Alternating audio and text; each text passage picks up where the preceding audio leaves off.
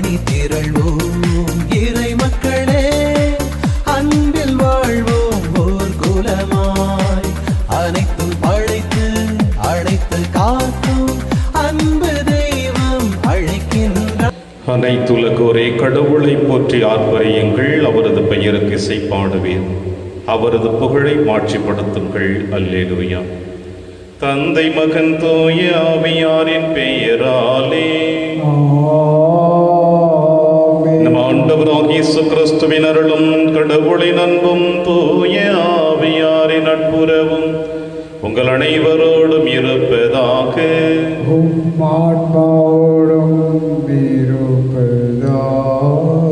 கிறிஸ்துவில் பிரியமான அன்புமிக்க சகோதர சகோதரிகளே, பாஸ்க காலத்தின் 3வது வாரத்தில் நம்முடைய ஆன்மீக பயணம் ஆரம்பித்துக் கொண்டிருக்கின்றது. இன்றைய நாளிலே ஆண்டவர் இயேசு கிறிஸ்து நற்செய்தி வாசகத்திலே வாசிக்க கேட்கின்றோம். தன் சீடர்களை அவர் திடப்படுத்துகிறார். குழம்பிய மனநிலையில் இருக்கின்றவர்கள், பயந்து கிடக்கிறவர்களுக்கு தன்னுடைய பிரசனத்தின் வழியாக, தன்னுடைய வார்த்தைகளின் வழியாக அவர்களை திடப்படுத்துகிறார். சீடர்களைப் போல பல நேரங்களில் நாமும் இப்படிப்பட்ட மனநிலைகளுக்கு உள்ளாக்கப்பட்டிருக்கின்றோம். இதோ இந்த நற்கருணை திருப்பலியின் வழியாக இயேசு தன்னுடைய உடனுப்பின் வழியாக, வார்த்தைகளின் வழியாக நமக்கும் ஒரு தைரியத்தையும் தெம்பையும் கொடுத்து நம்முடைய ஆன்மீக பயணத்தை தொடர்ந்து பயணிக்க நமக்கு இறைவன் ஆறுதல் கொடுக்க போகிறார். எனவே இயேசுடைய வருகைக்காக, அவருடைய வார்த்தைக்காக நம்மை இந்த திருப்பலியின் வழியாக தயாரிப்போம். திருப்பலி ஒப்புக் கொடுக்க தகுதி பெறும் பொருட்டு நம்முடைய பாவங்களை ஏற்று மனம் வருந்துவோம், இறைவனின் மன்னிப்பை பெறுவோம். எல்லாம் வல்ல இறைவனிடமும் சகோதர சகோதரிகளே, உங்களிடமும் நான் பாவி என ஏற்றுக்கொள்கின்றேன். ஏனெனில் என் சிந்தனையாலும் சொல்லாலும் செயலாலும் கடமையில் தவறியதாலும் பாவங்கள் பல செய்தேன். என் பாவமே, என் பாவமே, என் பெரும் பாவமே. ஆகையால் எப்போதும் கன்னியான புனித மரியாவையும் வானதூதர் புனிதர் அனைவரையும், சகோதர சகோதரிகளே உங்களையும் நம் இறைவனாகிய ஆண்டவரிடம் எனக்காக வேண்டிக் கொள்ள மன்றாடுகிறேன். எல்லாம் வல்ல இறைவன் நம் மீது இரக்கமாய்த்து நம் பாவங்களை மன்னித்து நம்மை நிலை வாழ்விற்கு அழைத்து செல்வராக. ஆண்டவரே இரக்கமாயிரும். ஆண்டவரே இரக்கமாயிரும். கிறிஸ்துவே இரக்கமாயிரும். கிறிஸ்துவே இரக்கமாயிரும். ஆண்டவரே இரக்கமாயிரும். ஆண்டவரே இரக்கமாயிரும். உன்னதங்களிலே கடவுளுக்கு மாட்சி உண்டாகுக. உலகினிலே நன்மனதோருக்கு அமைதியாகுக. உம்மை புகழ்கின்றோம், உம்மை வாழ்த்துகின்றோம், உம்மை ஆராதிக்கின்றோம், உம்மை மாட்சிப்படுத்துகின்றோம். உமது மேலான மாட்சியின் பொருட்டு உமக்கு நன்றி கூறுகின்றோம். ஆண்டவராகிய இறைவா, வானுலக அரசரே, எல்லாம் வல்ல தந்தையாகிய இறைவா, ஒரே மகனாய் உதித்த ஆண்டவரே இயேசு கிறிஸ்துவே, ஆண்டவராகிய இறைவா, இறைவனின் செம்மறியே, தந்தையின் திருமகனே, உலகின் பாவங்களை போக்குபவரே, எங்கள் மேல் இரக்கமாயிரம். உலகின் பாவங்களை போக்குபவரே, எங்கள் மன்றாட்டை ஏற்றருளும். தந்தையின் வலப்பக்கம் வீற்றிருப்பவரே, எங்கள் மேல் இரக்கமாயிரும். ஏனெனில் இயேசு கிறிஸ்துவே, நீர் ஒருவரே தூயவர், நீர் ஒருவரே ஆண்டவர், நீர் ஒருவரே உன்னதர். தூய ஆவியாரோடு தந்தையாகிய இறைவனின் மாட்சியில் இருப்பவர் நீரே. ஆமென்.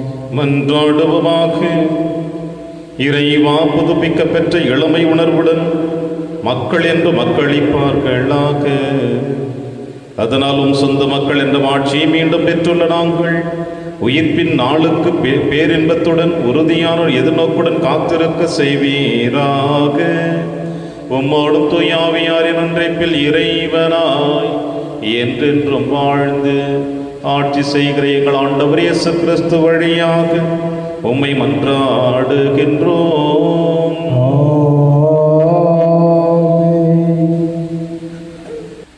முதல் வாசகம். வாழ்வுக்கு ஊற்றானவரை நீங்கள் கொன்றுவிட்டீர்கள், ஆனால் கடவுள் அவரை உயிரோடு எழுப்பினார். திருத்தூதர் பணிகள் நூலிலிருந்து வாசகம். பிரிவு 3, உட்பிரிவு 13 முதல் 15 மற்றும் 17 முதல் 19 முடிய. அந்நாள்களில் பேதுரு மக்களை நோக்கி கூறியது: ஆபிரகாம், ஈசாக்கு, யாக்கோபு என்னும் நம் மூதாதையரின் கடவுள் தம் ஊழியர் இயேசுவை பெருமைப்படுத்தினார். ஆனால் நீங்கள் அவரை புறக்கணித்து பிலாத்துவிடம் ஒப்புவித்து விட்டீர்கள். அவன் அவருக்கு விடுதலை தீர்ப்பு அளிக்க முயன்ற போதும் நீங்கள் அவரை மறுதளித்தீர்கள். நீங்கள் தூய்மையும் நேர்மையுமானவரை மறுதளித்து கொலையாளியை விடுதலை செய்யுமாறு வேண்டிக் கொண்டீர்கள். வாழ்வுக்கு ஊற்றானவரை நீங்கள் கொன்றுவிட்டீர்கள். ஆனால் கடவுள் இறந்த அவரை உயிரோடு எழுப்பினார். இதற்கு நாங்கள் சாட்சிகள். அன்பர்களே, நீங்களும் உங்கள் தலைவர்களும் அறியாமையினாலேயே இப்படி செய்துவிட்டீர்கள் என எனக்கு தெரியும். ஆனால் கடவுள் தம் மெசியா துன்புற வேண்டும் என்று இறைவாக்கினர் அனைவர் வாயிலாகவும் முன்னறிவித்ததை இவ்வாறு நிறைவேற்றினார். எனவே உங்கள் பாவங்கள் போக்கப்படும் பொருட்டு மனம் மாறி அவரிடம் திரும்புங்கள். இது ஆண்டவர் வழங்கும் அருள்வாக்கு. இறைவனுக்கு நன்றி. பதிலுரை திருப்பாடல் 4 பல்லவி. உமது முகத்தின் ஒளி எம்மீது வீச செய்யும் ஆண்டவரே. உமது முகத்தின் ஒளி எம்மீது வீச செய்யும் ஆண்டவரே. எனக்கு நீதி அருள்கின்ற கடவுளே, நான் மன்றாடும் போது எனக்கு பதிலளித்தருளும். நான் நெருக்கடியில் இருந்தபோது நீர் எனக்கு துணை புரிந்தீர். இப்போதும் எனக்கு இறங்கி என் வேண்டுதலுக்கு செவிசாய்த்தருளும். பல்லவி. உமது முகத்தின் ஒளி எம்மீது வீச செய்யும் ஆண்டவரே. நலமானதை எங்களுக்கு அருள யார் உளர் என கேட்பவர் பலர். ஆண்டவரே, எங்கள் மீது உமது முகத்தின் ஒளி வீசும்படி செய்திருளும். பல்லவி. உமது முகத்தின் ஒளி எம்மீது வீச செய்யும் ஆண்டவரே. இனி நான் மன அமைதியுடன் படுத்து உறங்குவேன். ஏனெனில் ஆண்டவரே, நான் தனிமையாயிருந்தாலும் நீரே என்னை பாதுகாப்புடன் வாழ செய்கின்றீர். பல்லவி. உமது முகத்தின் ஒளி எம்மீது வீச செய்யும் ஆண்டவரே. இரண்டாம் வாசகம். நம் பாவங்களுக்கு கழுவாய் அவரே, அனைத்துலகின் பாவங்களுக்கும் கழுவாய் அவரே. திருத்தூதர் யோவான் எழுதிய முதல் திருமுகத்திலிருந்து வாசகம். பிரிவு 2 உட்பிரிவு 1 5 முடியல். என் பிள்ளைகளே, நீங்கள் பாவம் செய்யாதிருக்க வேண்டும் என இதை நான் உங்களுக்கு எழுதுகிறேன். ஆயினும் ஒருவர் பாவம் செய்ய நேர்ந்தால் தந்தையிடம் பரிந்து பேசுபவர் ஒருவர் நமக்கு இருக்கிறார். அவரே மாசற்ற இயேசு கிறிஸ்து. நம் பாவங்களுக்கு கழுவாய் அவரே. நம் பாவங்களுக்கு மட்டுமல்ல, அனைத்துலகின் பாவங்களுக்கும் கழுவாய் அவரே. அவருடைய கட்டளைகளை நாம் கடைபிடித்தால் நாம் அவரை அறிந்து கொண்டோம் என்பது உறுதியாக தெரியும். அவரை எனக்கு தெரியும் என சொல்லிக்கொண்டு அவருடைய கட்டளைகளை கடைபிடிக்காதோர் பொய்யர். உண்மை அவர்களிடம் இராது. ஆனால் அவரது வார்த்தையை கடைபிடிப்போரிடம் கடவுளின் அன்பு உண்மையாகவே நிறைவடைகிறது. நாம் அவரோடு இணைந்து இருக்கிறோம் என அதனால் அறிந்து கொள்ளலாம். இது ஆண்டவர் வழங்கும் அருள்வாக்கு. இறைவனுக்கு நன்றி. வாழ்த்துளி. அல்லேலூயா, அல்லேலூயா. ஆண்டவராகிய இயேசுவே, மறைநூலை எங்களுக்கு விளக்கி அருளும். நீர் எம்மோடு பேசும்போது எம் உள்ளம் பற்றி எரிய செய்தருளும். அல்லேலூயா. ஆண்டவர்களோடு இருப்பாராக. உம் ஆன்மாவோடும் இருப்பாராக. துயலுக்கு எழுதிய எழுதிய பரிசுத்த நற்செய்தியிலிருந்து வாசகம். ஆண்டவரே, மாட்சி உமக்கே. சீடர்கள் வழியில் நிகழ்ந்தவற்றையும் இயேசு அப்பத்தை பிட்டு கொடுக்கும் பொழுது அவற்றை கண்டு கொண்டதையும் அங்கிருந்தவர்களுக்கு எடுத்துரைத்தார்கள். சீடர்கள் இவ்வாறு பேசிக் கொண்டிருந்த பொழுது இயேசு அவர்கள் நடுவில் நின்று, உங்களுக்கு அமைதி உரித்தாக்குக என்று அவர்களை வாழ்த்தினார். அவர்கள் திகிலுற்று அச்சம் நிறைந்தவர்களாய் ஒரு ஆவியை காண்பதாய் நினைத்தார்கள். அதற்கு அவர், நீங்கள் ஏன் கலங்குகிறீர்கள்? ஏன் இவ்வாறு உங்கள் உள்ளத்தில் ஐயம் கொள்கிறீர்கள்? என் கைகளையும் என் கால்களையும் பாருங்கள், நானே தான். என்னை தொட்டு பாருங்கள், எனக்கு எலும்பும் சதையும் இருப்பதை காண்கிறீர்களே. இவை ஆவிக்குரியது கிடையாது என்று அவர்களிடம் கூறினார். இப்படி சொல்லி தம் கைகளையும் கால்களையும் அவர்களுக்கு காண்பித்தார். அவர்களோ மகிழ்ச்சி மேலிட்டு நம்ப முடியாதவர்களாய் வியப்புக்குள்ளாகி இருந்தார்கள். அப்பொழுது அவர் அவர்களிடம், உண்பதற்கு இங்கே உங்களிடம் ஏதேனும் உண்டா என்று கேட்டார். அவர்கள் வேக வைத்த மீன் துண்டு ஒன்றை அவரிடம் கொடுத்தார்கள். அதை அவர் எடுத்து அவர்கள் முன் அமர்ந்து உண்டார். பின்பு அவர்களை பார்த்து, மோயிசன் சட்டத்திலும் இறைவாக்கின நூல்களிலும் திருப்பாடல்களிலும் என்னை பற்றி எழுதப்பட்டுள்ளன அனைத்தும் நிறைவேற வேண்டும் என்று நான் உங்களோடு இருக்கும் பொழுதே உங்களுக்கு சொல்லி இருந்தேன் என்றார். அப்பொழுது மறைமொழி புரிந்து கொள்ளுமாறு அவருடைய மனக்கண்களை திறந்தார். அவர் அவர்களிடம், மெசியா துன்புற்று இருந்து 3ஆம் நாள் உயிர்த்தெழ வேண்டும் என்றும் பாவ மன்னிப்பு பெற மனமாறுங்கள் என எருசலேம் தொடங்கி அனைத்து நாடுகளிலும் அவருடைய பெயரால் பறைசாற்றப்பட வேண்டும் என்றும் எழுதியுள்ளது. இவற்றுக்கு நீங்கள் சாட்சிகள் என்றார். இது ஆண்டவர் வழங்கும் அருள்வாக்கு. கிறிஸ்துவே, உமக்கு புகழ்.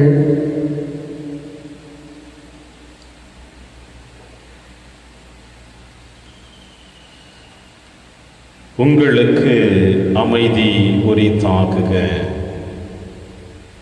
கிறிஸ்துவில் பிரியமான அன்புமிக்க சகோதர சகோதரிகளே,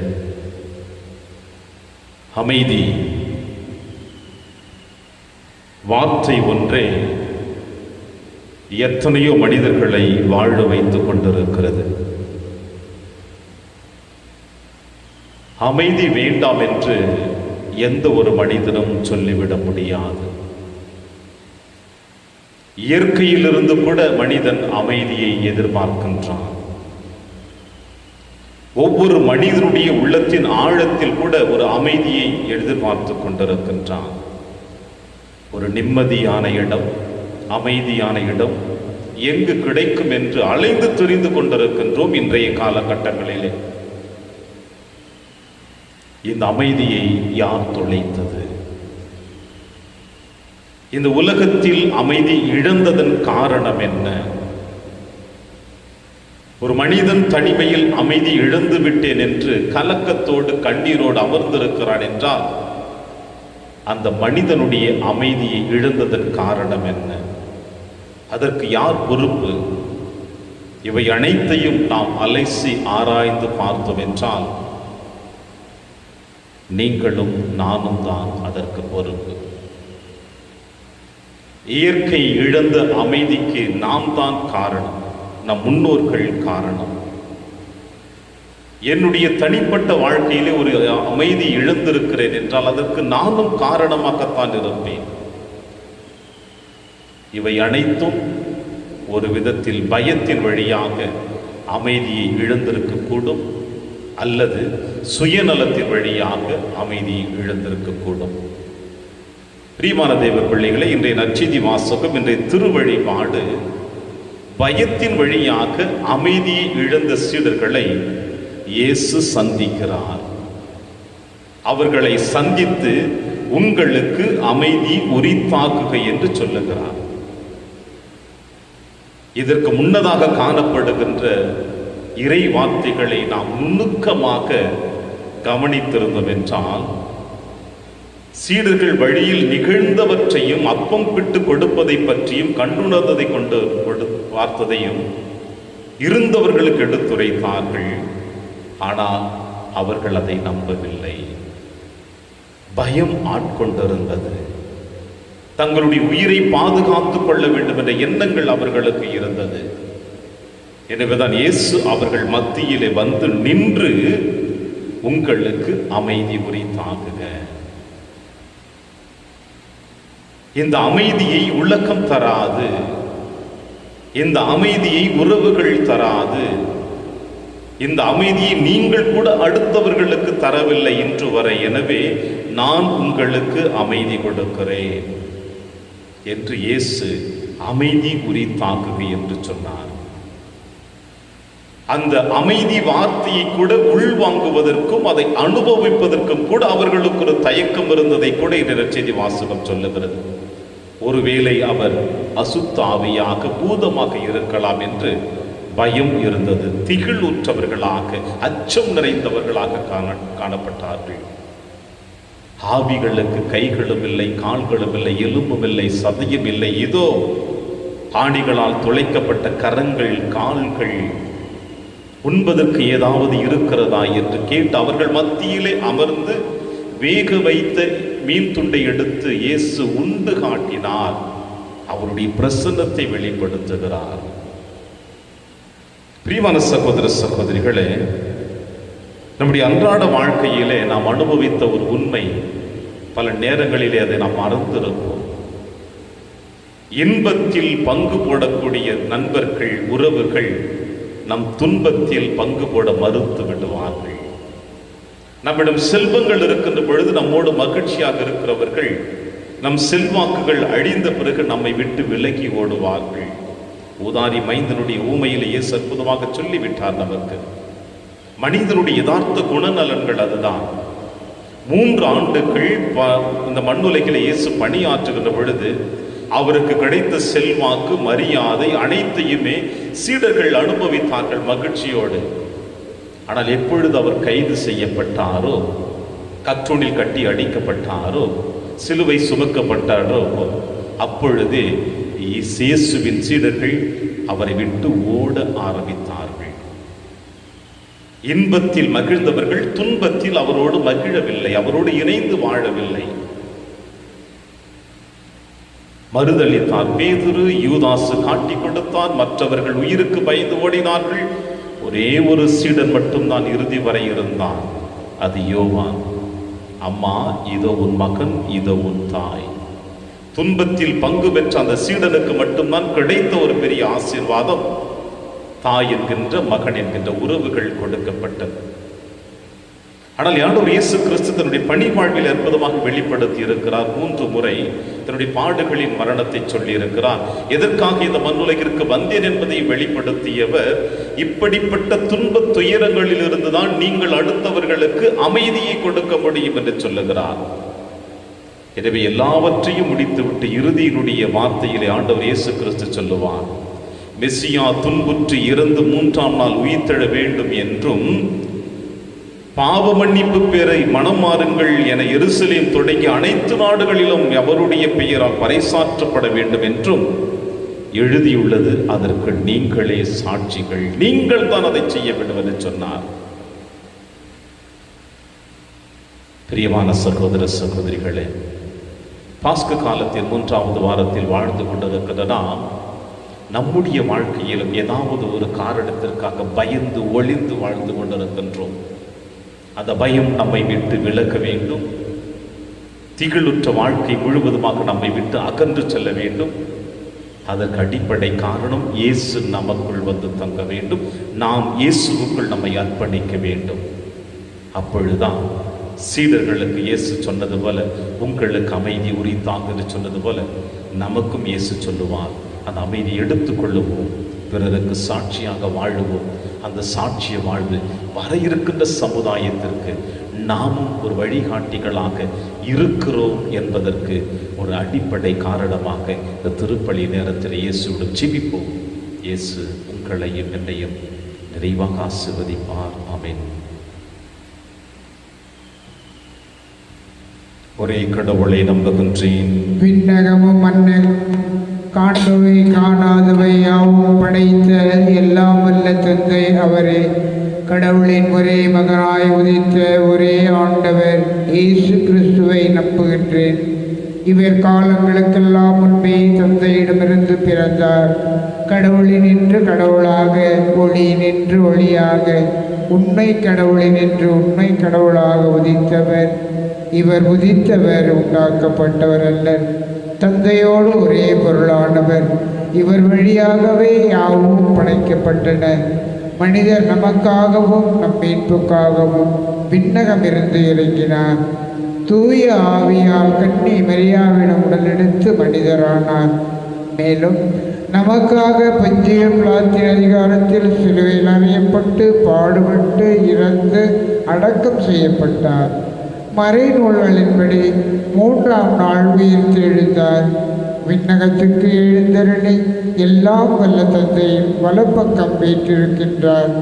வாழ்வோரையும் இறந்தோரையும் தீர்ப்பிட மாட்சியுடன் மீண்டும் வர இருக்கின்றார். அவரது ஆட்சிக்கு முடிவு இராது. தந்தையிடமிருந்தும் மகனிடமிருந்தும் புறப்படும் ஆண்டவரும் உயிரளிப்போருமான தூய ஆவியாரை நம்புகின்றேன். இவர் தந்தையோடும் மகனோடும் ஒன்றாக ஆராதனையும் மாட்சியும் பெறுகின்றார். இறைவாக்கினர்கள் வாயிலாக பேசியவர் இவரே. ஒரே புனித கத்தோலிக்க திருத்தூதர் வழிவரும் திரு அவையை நம்புகின்றேன்.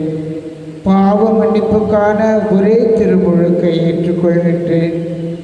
இறந்தோரின் உயிர்ப்பையும் வரவிருக்கும் மறு உலக வாழ்வையும் எதிர்பார்க்கின்றேன். ஆமென்.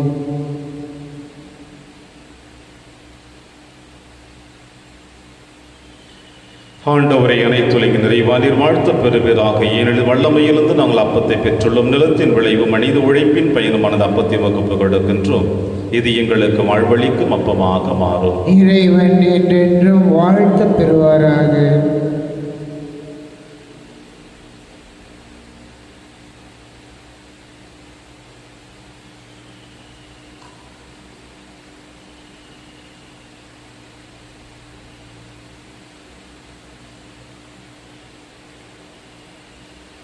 ஆண்டவரை அனைத்துலக நிறைவானீர் வாழ்த்த பெறுவீராக. ஏனெனில் வல்லமையிலிருந்து நாங்கள் ரசத்தை பெற்றுள்ளோம்.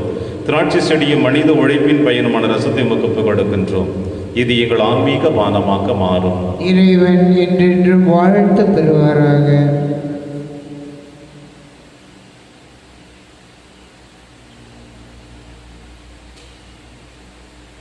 சகோதர சகோதரிகளை என்னுடையதும் உங்களுடையதுமான இப்பலி எல்லாமல்ல தந்தையாக இறைவனுக்கு ஏற்றதாகபடி செபியுங்கள். ஆண்டவர் தமது பெயரின் புகழ்ச்சிக்காகவும் ஆட்சிக்காகவும் நமது நன்மைக்காகவும் புனித திரு அவை அனைத்தின் நலனுக்காகவும் உமது கையிலிருந்து இப்பலியை ஏற்றுக்கொள்வாராக. ஆண்டவரை அக்களிப்புறும் திரு அவையின் காணிக்கைகளை ஏற்றுக்கொள்ள உம்மை வேண்டுகின்றோம். இப்பெருமகிழ்ச்சிக்குரிய காரணத்தை நீ தந்திருப்பதாம் அதன் பயனாகிய முடிவில்லா பேரின்பத்தையும் எங்களுக்கு அருள்வீராக. எங்கள் ஆண்டவராகிய கிறிஸ்து வழியாக உம்மை மன்றாடுகின்றோம். ஆண்டவர்களோடு இருப்பாராக. ஆன்மாவோடும் இருப்பாராக. இதயங்களை மேலே எழுப்புங்கள். ஆண்டவரிடம் எழுப்பி இறைவனாகிய ஆண்டவருக்கு நன்றி கூறுவோம். அது தகுதியும் நீதியுமானது. ஆண்டவரை இக்காலத்திலும் உம்மை புகழ்ந்துரைப்பதும் எல்லாவற்றுக்கும் மேலாக எங்கள் பாஸ்காவாகிய கிறிஸ்து பலியான இச்சிறப்பான காலத்தில் உம்மை இன்னும் மிகுதியாக வாழ்த்தி போற்றுவதும் மெய்யாகவே தகுதியும் நீதியுமாகும். எங்கள் கடமையும் மீட்புக்குரிய செயலுமாகும். கிறிஸ்து வழியாக ஒளியின் மக்கள் நிலை வாழ்வில் நுழைகின்றனர். விண்ணரசின் கதவுகள் நம்பிக்கையாளர்களுக்கு திறந்து விடப்படுகின்றன. ஏனெனில் சாவுக்குரிய எங்கள் வாழ்வும் அவரது சாவால் மீட்படைந்து அவரது உயிர்ப்பிலை அனைவரது வாழ்வும் உயிர்த்தெழலாயிற்றாகவே பாஸ்கா மகிழ்ச்சி பொங்க அனைத்துலகின் மாந்தர் அனைவரும் மக்கள் இருக்கின்றனர். அவ்வாறே ஆற்றல் மிக்கோரும் அதிகாரம் கொண்ட தூதர்கள் 9 மாட்சியை புகழ்ந்து பாடி முடிவின்றி சொல்லுவதாவது: தூயவர் தூயவர் தூயவர், வான்படைகளின் கடவுளாம் ஆண்டவர். விண்ணகமும் மன்னகமும் உமது ஆட்சியால் நிறைந்துள்ளன. உன்னதங்களிலே ஓசன்னா. ஆண்டவர் பெயரால் வருகிறவர் ஆசி பெற்றவர். உன்னதங்களிலே ஓசன்னா. ஆண்டவரே, நீர் மெய்யாகவே தூயவர். தூய்மை அனைத்திற்கும் முற்றாகவே உம்முடைய ஆவியை பொழிந்து இக்காணிக்கைகளை தூய்மைப்படுத்த உம்மை வேண்டுகிறோம். இவ்வாறு எங்கள் ஆண்டவர் இயேசு கிறிஸ்துவின் உடலும் இரத்தமுமாக எங்களுக்கு இவை மாறுவனவாகும். அவர் பாடுபட உளம் கணிந்து தம்மை கையளித்த போது அப்பத்தை எடுத்து நன்றி செலுத்தி அதை பிட்டு தம் சீடருக்கு அளித்து அவர் கூறியதாவது: அனைவரும் இதிலிருந்து பெற்று உண்ணுங்கள், ஏனெனில் இது உங்களுக்காக கையளிக்கப்படும் என் உடல்.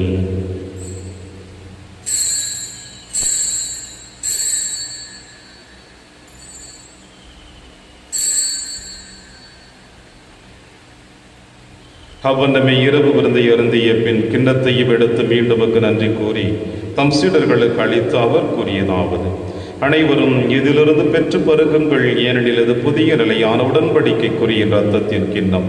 இது பாவ மன்னிப்புக்கென்று உங்களுக்காகவும் பலருக்காகவும் சிந்தப்படும். இதை என் நினைவாக செய்யுங்கள்.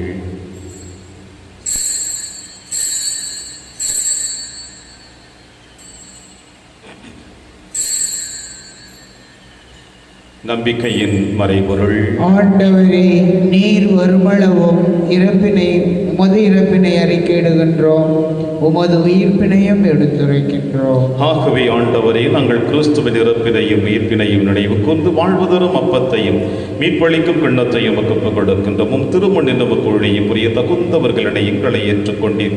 எனவே உமக்கு நன்றி செலுத்துகின்றோம். மேலும் கிறிஸ்துவின் உடலிலும் ரத்தத்திலும் பங்கு கொண்டும் எங்களை தூய் ஆவியார் ஒன்று சேர்க்க வேண்டும் என உம்மை தாழ்மையுடன் மன்றாடுகிற ஆண்டவரே, உலகெங்கும் பரவி இருக்கும் திரு அவை நினைவு கொண்டிருடும் எங்கள் திருத்தந்தை பிரான்சிஸ், எங்கள் ஆயர் ஆண்டனி சுவாமி, எல்லா திருநிலையர்களுடன் திரு அவை அன்பில் நிறைவு பெற செய்திருடும். மேலும் உயிர்த்தெழும் எதிர்நோக்குடன் துயில் கொள்ளும் எங்கள் சகோதர சகோதரிகளையும் இறந்தோர் அனைவரையும் இரக்கத்துடன் நினைவுக்குவது திருமுகோளில் ஏற்றருளும். எங்கள் அனைவர் மீதும் இரக்கமாயிரும். கடவுளின் கண்ணி தாயான புனித மரியா, அவருடைய கணவரான புனித யோசேப்பு, புனித திருத்தூதர்கள், புனித பிரான்சிஸ் சேவேரியார், புனித கஸ்பார் மற்றும் இவ்வுலகில் உகந்தவராகிய புனிதர் அனைவருடனும் நாங்கள் நிலைவாழ்வில் பங்கு கொள்ளும் தகுதி பெற்று திருமகன் இயேசு கிறிஸ்து வழியாக உம்மை புகழ்ந்தேத்து வரமருள உம்மை மன்றாடுகின்றோம். இவர் வழியாக இவரோடு இவரில் எல்லாம் அல்ல இறைவனாகிய தந்தையே, தூய ஆவியாரின் ஒன்றிப்பில் எல்லா புகழும் ஆட்சியும் என்றென்றும் உமக்கு உரியதே.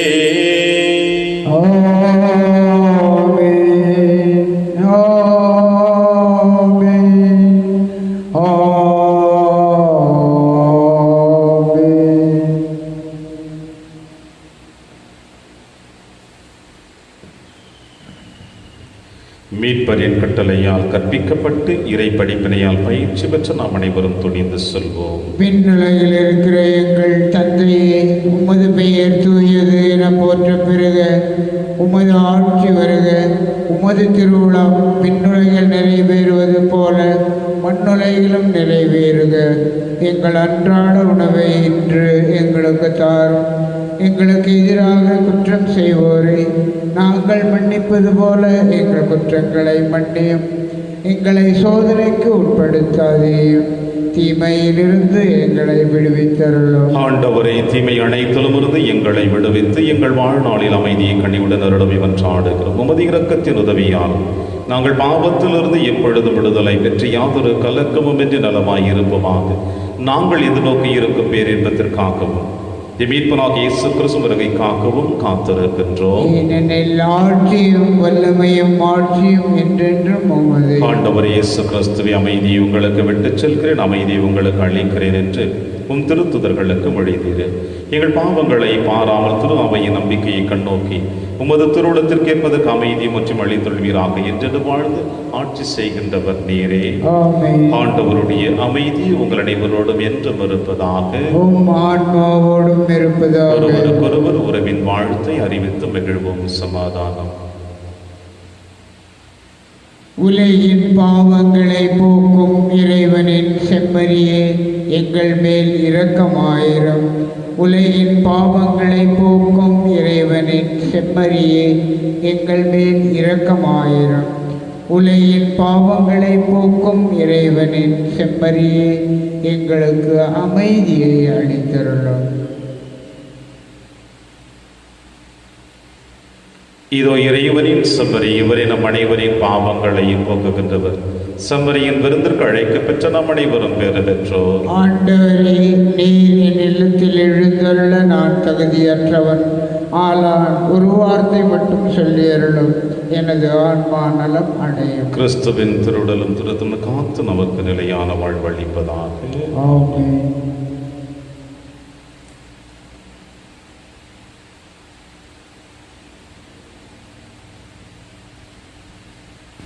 கிறிஸ்துவின் ஆன்மாவே என்னை புனிதமாக்கும்.